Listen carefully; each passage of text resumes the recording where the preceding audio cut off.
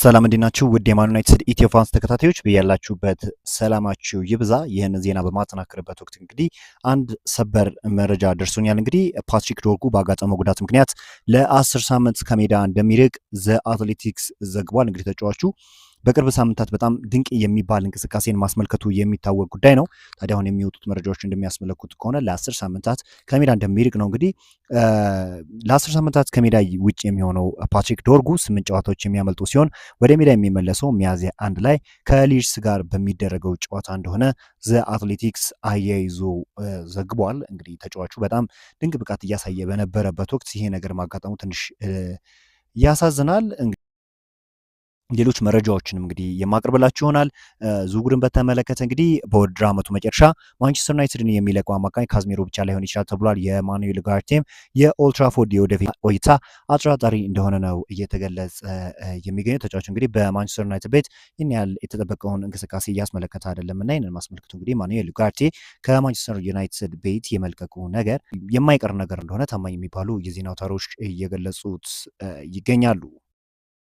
ዝውውርን በተመለከተ ሌላኛው እንግዲህ ኮል ፓልመር ማንቸስተር ዩናይትድን መቀላቀል እንደሚፈልግ ለማንቸስተር ዩናይትድ እጅግ ቅርብ የሆነው ጋዜጠኛ ሳሙኤል ሉካስ አስነብቧል። ኮል ፓልመር ማንቸስተር ዩናይትድ የዝውውር ጥያቄ ካቀረበለት ማንቸስተር ዩናይትድን ለመቀላቀል ዝግጁ እንደሆነ ተነግሯል። እዚህም እንደ ምክንያትነት የተጠቀሰው ተጫዋቹ በለንደን ባለው ቆይታ ደስተኛ ባለመሆኑ እንደሆነ ለማንቸስተር ዩናይትድ ቅርብ የሆነው ጋዜጠኛ ሳሙኤል ሉካስ ነው የዘገበው። ተጫዋቹ በቼልሲ ቤት ከየትኛውም ተጫዋች በላይ ድንቅ ብቃትን የሚያስመለክት በጣም በሳል የሚባል ተጫዋች እንደሆነ ይታወቃልና ወደ ማንቸስተር ዩናይትድ ቢመጣ የሚሰጠው ግልጋሎት እጅግ ከፍ ያለ ነው ተብሎ ነው የሚጠበቀው እና ከዛ አንጻር ማንቸስተር ዩናይትዶች የዝውውር ጥያቄ ለተጫዋቹ ማቅረብ የሚችሉ ከሆነ ተጫዋቹ ወደ ዩናይትድ ለመምጣት በሩን ክፍት እንዳደረገ ነው እየተገለጸ የሚገኘው።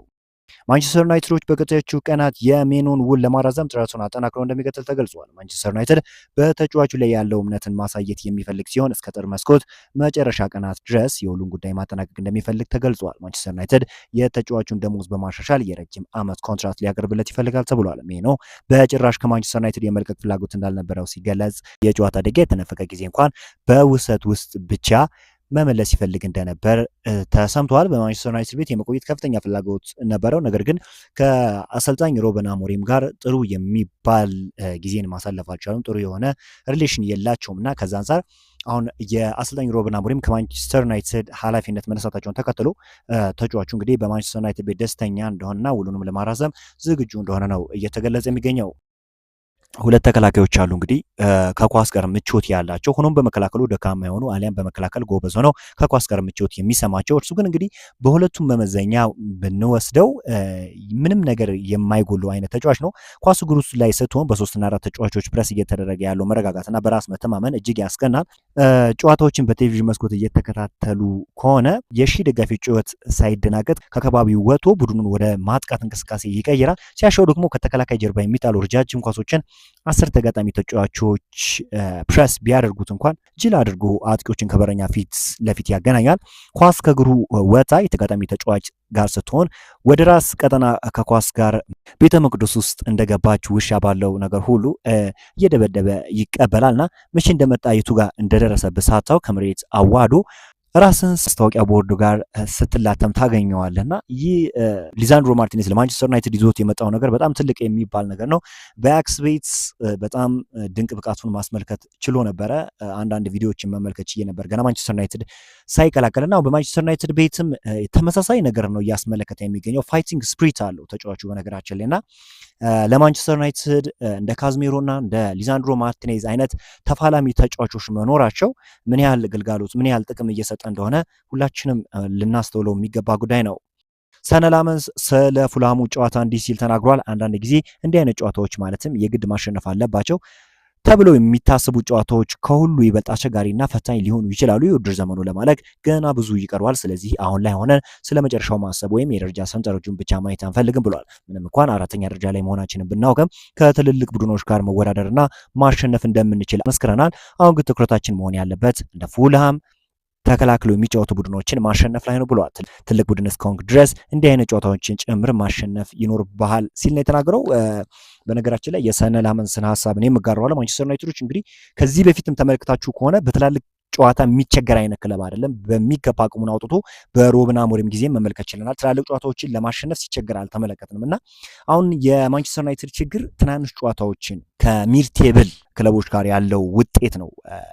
መጣል የሌለበትን ውጤት አሁን በመጀመሪያው እንግዲህ በክራቫን ኮቴጅ በተደረገው ጨዋታ ማንቸስተር ዩናይትድ በቀላሉ 3 ነጥቡን ይዞ መውጣት የሚችልበት ጨዋታ ነበር። ነገር ግን በአንዳንድ ስህተቶች ምክንያት ማንቸስተር ዩናይትድ 3 ነጥብን ይዞ መውጣት ሳይችል ቀርቷል። ያው የግብ ጠባቂዎች ስህተት፣ የኢንዲቪዥዋል ሚስቴክ ሊኖር ይችላል። ነገር ግን እኚህን ነገር ሶልቭ ማድረግ የሚችሉ ከሆነ በርካታ ነጥቦችን የማይሰሱበት ምንም አይነት ሪዝን ይኖራል ተብሎ አይጠበቅም። ማንቸስተር ዩናይትድም እንግዲህ በሚቀጥሉት ጊዜያት እነዚህን ችግሮች በሚገባ ይፈታሉ ተብሎ ይጠበቃል። ማይክል ካሪክ እንግዲህ ከጨዋታው በኋላ እንዲህ ሲል ተናግሯል። ገና መጀመሪያችን ነው፣ ይሄ ደግሞ ጥሩ መነሻ ነው። ነገር ግን በላዩ ላይ ተጨማሪ ነገሮችን መጨመር ወይም መገንባት አለብን። በሚቀጥሉ ሳምንታት ይህንን ለማድረግ እንሞክራለን ብሏል። በድሉ በጣም ኩርቻ ያለው ከባለፈው ሳምንት የተለየ ነገር ይመስለኛል። ሁለት በጣም የተለያዩ ጨዋታዎች ነበሩ። የዛሬው ጨዋታ የተለየ እንደሚሆን የታወቀ ነበር። በተለያዩ መንገዶች ከፍተኛ ጫና ውስጥ ከተውናል። ምናልባትም እንደ ባለፈው ሳምንት በጨዋታ ውስጥ የማይቋረጥ ስጋት አልፈጠርን ይሆናል። ነገር ግን እዚህ መተን በዚያ መንገድ 3 ግቦችን ስናስቆጥር በጣም አደገኛ የምንመስልባቸው ጊዜያት ነበሩ ብሏል። አንድ ግብ ተቆጥሮብን ተመልሰን መምጣታችን ከዚያም ሌላ መሰናክል ገጥሞን አሁንም መቀጠላችን ለእኛ ትልቅ ጊዜ ነበር ብሏል። ተጫዋቾች ዛሬ ብዙ መስዋዕትነት መክፈል ነበረባቸው ያለው ካሪክ እንደ ባለፈው ሳምንት ቀላል አልነበረ። ባለፈው ሳምንት የጨዋታው ፍሰትና መነቃቃቱ ሙሉ በሙሉ ከኛ ጋር ነበር። ዛሬ ግን ጠንክረን መታገል ነበረብን። ትልቅ ጥረት ነበር፣ በእነሱም በጣም ኮርቻለሁ ሲል ተናግሯል። ካሪክ በሚቀጥለው የውድድር ዘመን በኃላፊነት ስለመቆየቱ ሲጠየቅ እየተደሰትኩ ነው። በዚህ ቦታ ላይ መገኘት ድንቅ ነገር ነው። ወደፊት ምን እንደሚሆን በየሳምንቱ አልመልስም። አሁን እየተደሰትኩበት ነው። የምችለውን ማድረጌን ቀጥላለሁ ብሏል። ካሪክ ቡድኑን እንዴት እንደለወጠው ደግሞ ሲጠየቅ ሰራተኞችና ተጫዋቾቹ ላደረጉት ትልቅ ጥረትና ሀሳቡን ተቀብያለሁ። ተግባራዊ ላደረጉበትን መንገድ ትልቅ ምስጋና ይገባቸዋል። እነርሱን ለመርዳት መሞከርና የተወሰኑ ነገሮችን መናገር ጥሩ ነው፣ ነገር ግን እነሱ ራሳቸው ሊኖሩት ወይም ሊተገብሩት ይገባል ሲል ተናግሯል። ከተቀያሪ ወንበር የሚነሱ ተጫዋቾች ስታዩ ይህ የጋራ ስሜት መሆኑን ትረዳላችሁ። ሁሉም ነገር ተሳክቶ ሁሉም ሰው በጨዋታው ውስጥ ሲሆን በመጨረሻ ከደጋፊዎች ጋር ስናከብር በጣም ደስ ይላል። ይህ አስፈላጊና ትልቅ ነገር ነው። ልጆቼ እዚህ ነበሩ። አሁን ትልቅ ቢሆንም ያ ራሱ ስሜታዊ ያደርጋል። የእነዚህ ጨዋታዎች ስሜትና ደስታ በመጨረሻ ማሸነፉ መውጣት ድንቅ ነው ሲል ተናግሯል። ማይክል ካሪክ እንግዲህ በተጫዋችነት ዘመኑ ሁላችሁንም ታውቁታላችሁ ብዬ አስባለሁ። በጣም የተረጋጋ በዛ ላይ በሚድፊልድ ማንቸስተር ዩናይትድ ከማይክል ካሪክ በኋላ እንደ እሱ አይነት የጨዋታን ቴምፖ ኮንትሮል አድርጎ የሚጫወት ትክክለኛ ዲፌንሲቭ ሚድፊልደር ማግኘት አልቻለም ማለት ይቻላል። ካርሎስ ካዝሚሮ በጣም ድንቅ የሆነ ዲፌንሲቭ ሚድፊልደር ነው። ነገር ግን ማንቸስተር ዩናይትድ የመጣበትን ጊዜ መመልከት ትችላላችሁ። በ30 ዓመቱ ነው ማንቸስተር ዩናይትድ የተቀላቀለው እንጂ ከዚህ በፊት ቀድሞ እንደ ካርሎስ ካዝሚሮ አይነት ዲፌንሲቭ ሚድፊልደር ማንቸስተር ዩናይትድ ማግኘት አልቻለም ከማይክል ካሪክ በኋላ እና ተጫዋቹ ለማንቸስተር ዩናይትድ በጣም ብዙ ነገሮችን የሰራ ተጫዋች ነው። ነገር ግን በዲፌንሲቭ ሚድፊልድ ሮል ላይ የሚጫወቱ ተጫዋቾች ግልጋሎታቸው ወይም የሰሩት ነገር ይህን ያህል ላይወራላቸው ይችላል። ነገር ግን አሁን ማንቸስተር ዩናይትዶች ትክክለኛ ዲፌንሲቭ ሚድፊልደር አለማግኘታቸው ነው ለብዙ ዓመታት እንግዲህ ተከላካዮች ሲጋለጡና ብዙ ጎሎች ሲቆጠሩባቸው በቀላሉም ዶሚኔት ሲደረጉ መመልከት የቻል ነውና ማንቸስተር ዩናይትድ በክረምቱ የዝውውር መስኮት ከሚሰራባቸው ቦታዎች ውስጥ አንደኛው ይሆናል ተብሎ የሚጠበቀው የዲፌንሲቭ ሚድፊልደር ተጫዋች ማስፈረም እንደሆነ ይታወቃል። በርካታ ተጫዋቾችንም በዝውውር ታርጌት ውስጥ እንደከተተ እናውቃለን። አዳም ዋትሰን፣ ካርሎስ ባሌባና እንዲሁም ኤሊዮት አንደርሰን በዝውውር ራዳር ውስጥ የከተታቸው ተጫዋቾች ናቸው። በክረምቱ የዝውውር መስኮት በእርግጠኝነት 1 ወይም 2 የዲፌንሲቭ ሚድፊልደር ተጫዋች ያስፈርማሉ ተብሎ ይጠበቃል። በዛሬ ዕለት እንግዲህ ማንቸስተር ዩናይትድን የተመለከቱ ስፖርታዊ መረጃዎች ይህን ይመስላሉ። መልካም ውጤትን እንመኛለን። በሚቀጥሉ ጨዋታዎችን በአዲስ ቪዲዮ እስክንገናኝ መልካም ሁሉ ተመኘው።